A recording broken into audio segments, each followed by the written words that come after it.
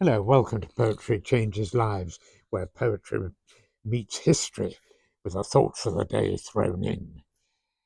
And I'm very glad to say that our friends in America on TikTok have been reinstated, which is great news. Welcome back, everybody. Uh, on this day in 1905, the French fashion designer Christian Dior was born.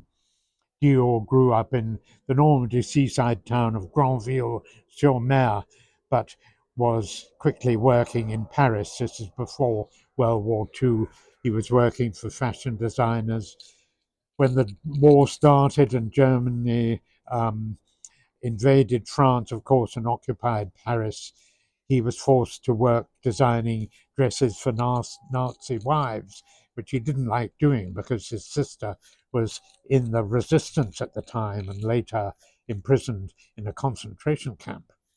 Well, after the war, Dior began his own fashion house, which he quickly built up into the global brand it is today. His name is synonymous with the best in fashion. He's most remembered for the new look that he brought back after the war, longer and fuller skirts using more material. Women weren't used to that. They had to wear skimpy clothes during wartime because of the shortages of dress material. He died aged 52 only, while on holiday in Italy, and the world lost a great designer, though the name, of course, lives on. Perhaps Dior knew this famous poem by 17th century English poet Robert Herrick, who was a great sensuous poet of love poetry, a cavalier at the time of the Cavaliers and the Roundheads. Uh, Here it is. It's a short poem. When as in silks my Julia goes, then, methinks, how sweetly flows that liquefaction of her clothes.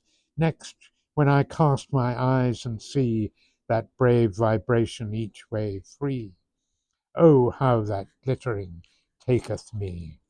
The beautiful imagery in that poem, I think.